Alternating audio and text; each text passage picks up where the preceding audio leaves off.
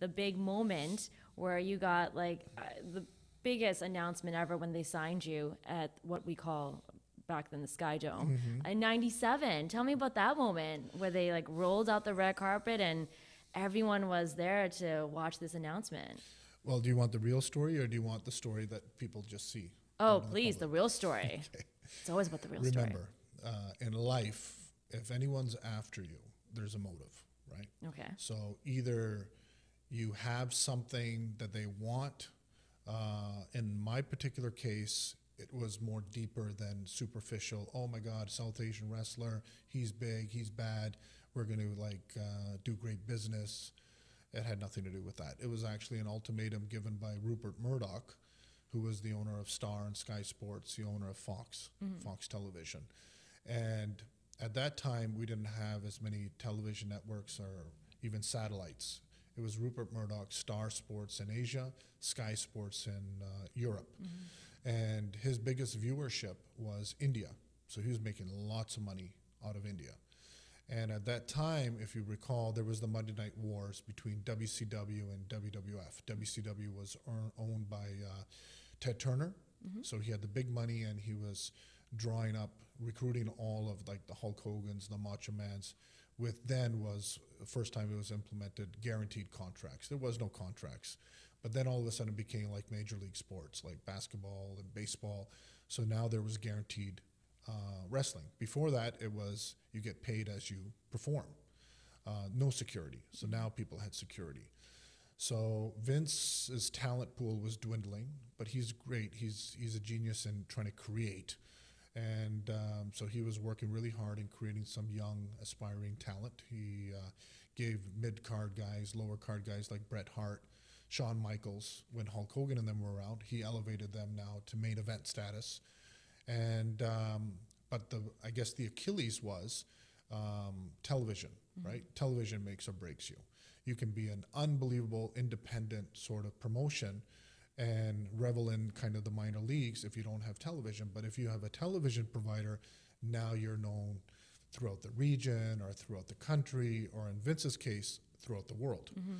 So at that time, Rupert Murdoch basically gave an ultimatum. Vince McMahon's contract was up in '96 and said, I need you, in order for me to renew your contract and not do it with New Japan Pro Wrestling or Ted Turner, I need you to deliver me, I guess, an Asian Hulk Hogan, which would be transcending wrestling and also get into celebrity, kind of a neutral face that would appeal to the Middle Eastern community, the Indian community, the Pacific Rim countries.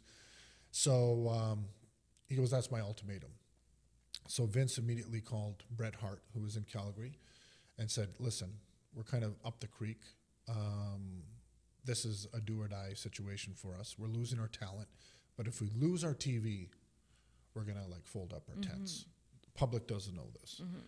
So he said, who can we get as our celebrity? He goes, there's only one guy. He goes, who's that? He goes, Tiger Jeet Singh. He goes, this guy is revered. He goes, even the Emperor of Japan has presented this man an island as a gift. So he goes, of course, everyone knows Tiger. He goes, but would he be interested in this circus of a life? He goes, hell no.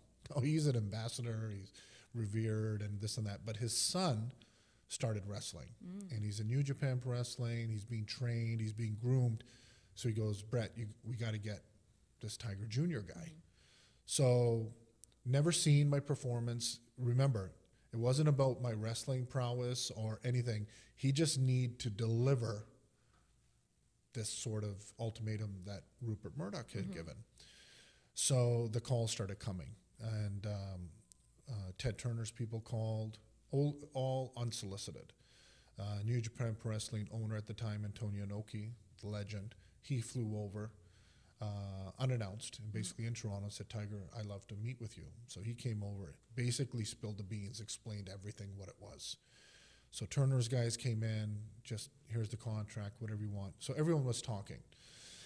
And I was away at the time. I was in Florida. I was actually on my honeymoon. And so Vince called my dad and said, this is what we need. This is what we got to do. And can we meet with your son? So my my dad then kind of played like the middleman, and he called me in Florida, and he goes, when are you coming back, you know? I said, Dad, I just got here.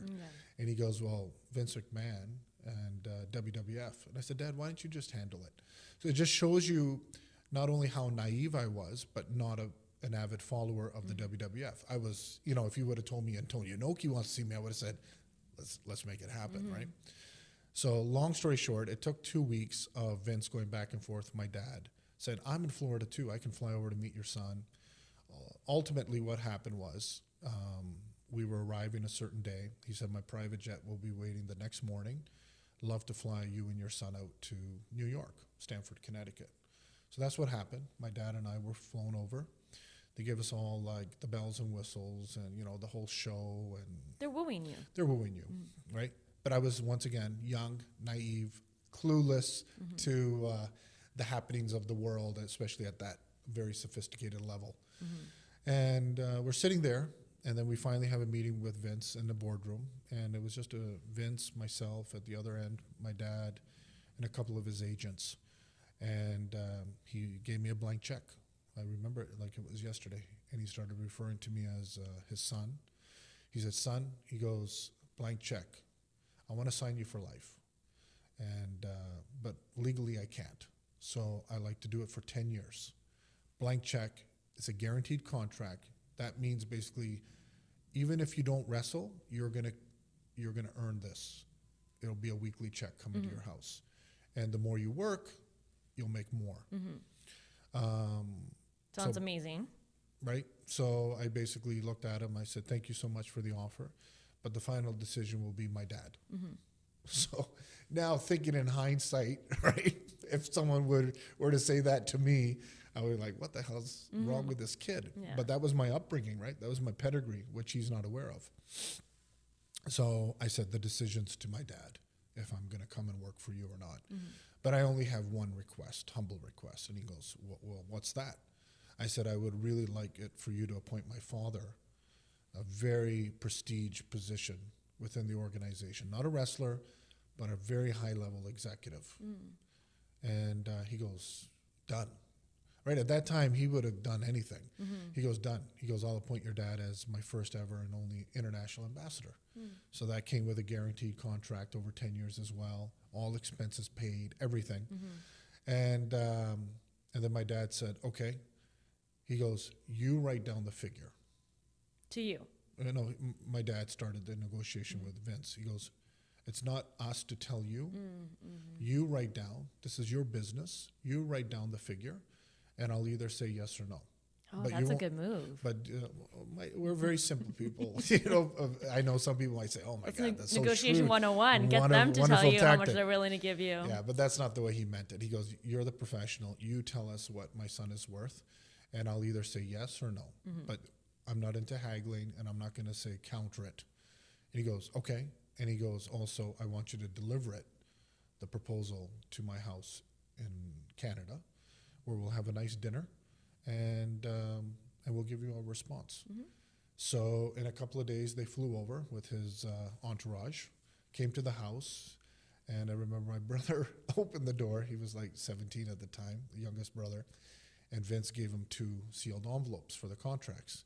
So my brother took it and put it in the office. He goes, "Oh, aren't you going to show that to your dad?" He goes, "No, my dad doesn't do business over dinner." So once again, you know, in hindsight, we were coming across, it's very naive, but he probably thought, what a play. You know, these guys are I know. I'm like, oh my God, you guys are making him sweat. I love Unbelievable. it. I'm thinking about it right now and I'm laughing. But so my brother went and just pushed it off like it's like a box of Kleenex, you know, put it in the office. And we had this fabulous dinner, and Vince is asking his henchmen, no disrespect, his entourage, for an answer. And they would respond, my dad says he'll give you an answer tomorrow. So they left. I want you to negotiate all my deals from now on, by the way. I'm already like, you're making dad. him wait now the next day. It's my dad. My dad should negotiate with you. So they laughed, and anyways, then we looked at it, and my dad said, what do you think? I said, Dad, it's whatever you and Mom think. And they go, I think this is reasonable. You're starting your career. And the one thing I like is that he's a man of his word. He came all the way and it shows how much he wants you. Meanwhile, New Japan and Turner are still talking, but this guy is right away. He's got the check. He's got the check. Can I ask you, was the check like mind blowing the amount, or you were saying it's reasonable? It was a $2.5 million minimum guarantee. And was that at the US. time like the biggest That would've- amount, or? Yeah, it was the biggest. I guess exchange was really in favor for us as well. So I was Yeah. making like double, Yeah. just sitting at home doing nothing. So this isn't what the average new signing would ever I get. don't know. You were like not setting the, the standard set here. the set the precedent, brand new, and then I think Amazing. they gave Dad $1 million minimum US, so that, but the exchange would be close to $2 million. So So they yeah, were it taking was- care of you. They were taking more than, but once again, it was the TV deal. Remember that.